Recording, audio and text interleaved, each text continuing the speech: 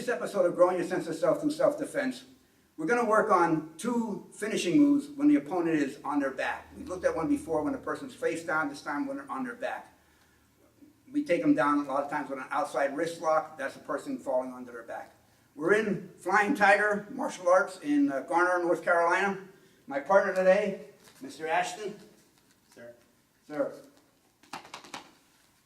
He's a fellow student, we train together. He's a black belt, so I have to be careful with this guy. So we're going to start by doing the takedown on the outside wrist lock and then demonstrate what the finishing move is when the person's on the ground.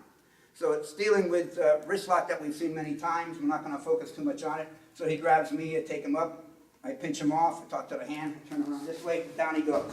Now, I'm going to lock his elbow so it doesn't come out and twist his wrist this way, right? Now, what we've seen, how the transfer of pressure on a joint lock goes, so if I'm locking his wrist that way, like taking him down, the elbow wants to come in and up, the shoulder wants to go down and out to compensate. So what I want to do is lock the elbow from doing that, so all the pressure I put on his wrist stays on his wrist. He can't transfer it someplace else. Now, because he's on the ground, it becomes dangerous, so that's why you have to be extra careful. Person on the ground is exposed. You just need to go that slow. So you can put it on as long as he's taking it. You can do a little bit more. You want to take some of the pain, but when you get to the point where, all right, that's enough, tap, person respects that. So we're going to do it at normal speed. I'm going to attack Mr. Ashton. Coming from a little bit this side so we get a camera angle.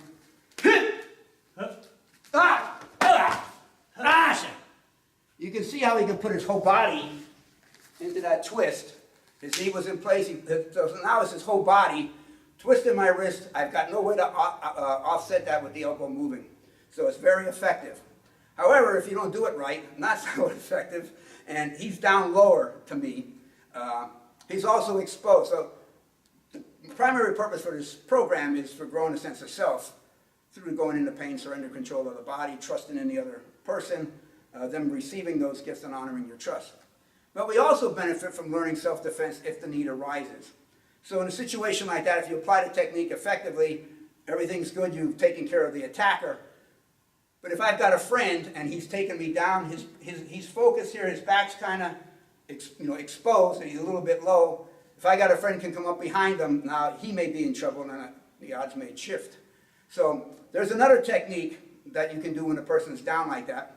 And when you're practicing finishing moves, you don't have to necessarily always go back to the beginning and take the guy down. That's not bad to do because you're learning that skill better. But I'm going to ask Mr. Ashton to just lay down, feet maybe that way. And so as if I just took him down. I threw him down, but I didn't throw him down. But I threw him down, and now this time instead of continuing and bending that wrist out, I'm just going to use my whole body, circular motion, Hapkido circular motion, and just step over him and continue this motion like that. And real quickly, the pressure that's on his wrist goes to his elbow, goes to his shoulder. It doesn't really have a lot of play in it. He doesn't have no place to move. He doesn't have that much strength rotationally in his arm to stop however big I am from rotating over him. So it's a very effective technique. When you're practicing it, you go very slow. Other thing to do is when you want to go a little bit quicker, just release this hand and let it spin in you. So like you can practice the spin without really putting pressure on his wrist or his elbow or his shoulder. If you want to do it that way. To do it slow, to do it for real, do it slow and not put that on. Okay, so now he's going to show, Mr. Ashton's going to show regular speed, same kind of technique. I'll go down to the ground. Well, let's go from the beginning. Take me down and put the technique on.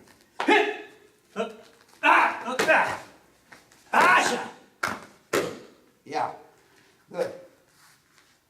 Thanks, sir. All right. 2 finishing techniques from the attackers on their back. Just be careful. Those are ones where there's the most danger is when you're working on finishing techniques. So, thank you, sir. Sir. Till next time, kamsahamnida. Toodles.